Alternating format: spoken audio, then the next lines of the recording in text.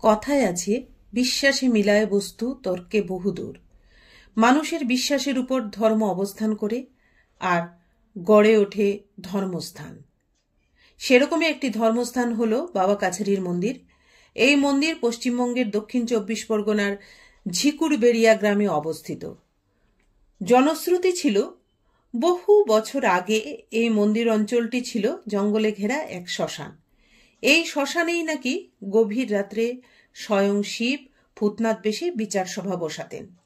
তাই এই স্থানকে ভূতের কাছারিও বলা হয়। ভূতনাথের রূপী শিবের বিচারী সর্বশ্রেষ্ঠ, সেটাই সবাই মনে প্রাণে বিশ্বাস করতেন। 250 বছরেরও পুরনো বাবা কাছারির মন্দিরটি, তার অনেক অলৌকিক ঘটনার কাহিনী আছে।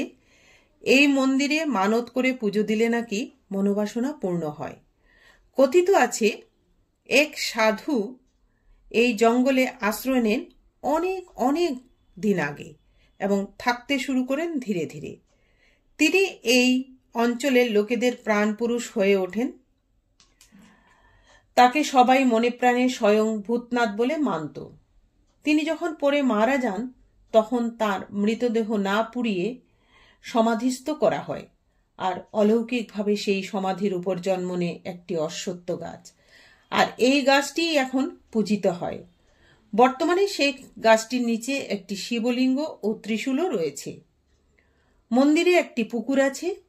কথিত আছে, প্রতিদিন গভীর রাতে বাবা ভূতনাথ এই পুকুরে স্নান করেন। তাই পুণ্যার্থীরা অনেকেই এই পুকুরে স্নান করে ঘটে জল নিয়ে শিবলিঙ্গে জল ঢালেন। অনেক ভক্তরা আবার এই পুকুর ঘাট থেকে স্নান করে নিয়ে দণ্ডি কেটে কেটে মন্দির প্রদক্ষিণ করেন। বাবার এই ধামে ভক্তরা কাগজে লিখে নিজের মনস্কামনা জানান। মানত অনুযায়ী ভক্তরা কেউ মুন্ডন করান, কেউ গোপাল দান করেন, কেউ বা দণ্ডি কাটেন। এখানে অনেক ডালার দোকান আছে পুজো দেবার জন্য। এবারে বলছি, এই মন্দিরে আসতে হলে কিভাবে আসবেন। কলকাতা থেকে সড়ক পথে যেতে হলে ডায়মন্ড হারবারগামী যে কোনো বাসে করে গেলে নামতে হবে আমতলা, সেখান থেকে ধরতে হবে অটো। আর ট্রেনে যেতে হলে আসতে হবে বজবজ, সেখান থেকে বাসে বা অটো করে যেতে হবে বাঁকড়াহাট, সেখান থেকে টোটো বা অটোতে যেতে হবে। আবার নিজেদের 2 হুইলার 4 হুইলারও নিয়ে যাওয়া যায়। গাড়ি পার্কিংয়ের সুব্যবস্থা আছে। তাই দর্শক বন্ধুরা, সবাইকে আজকে জানালাম বাবা কাছারির কথা।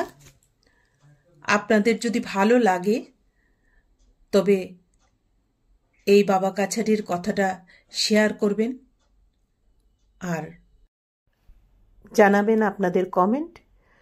আপনাদের কমেন্ট আমার কাছে একান্তভাবে কাম্য।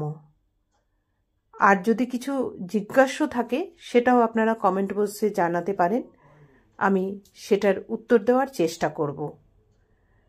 কথায় কথায় চন্দ্রাণীর তরফ থেকে আপনাদের সবাইকে জানাই অনেক অনেক ভালোবাসা।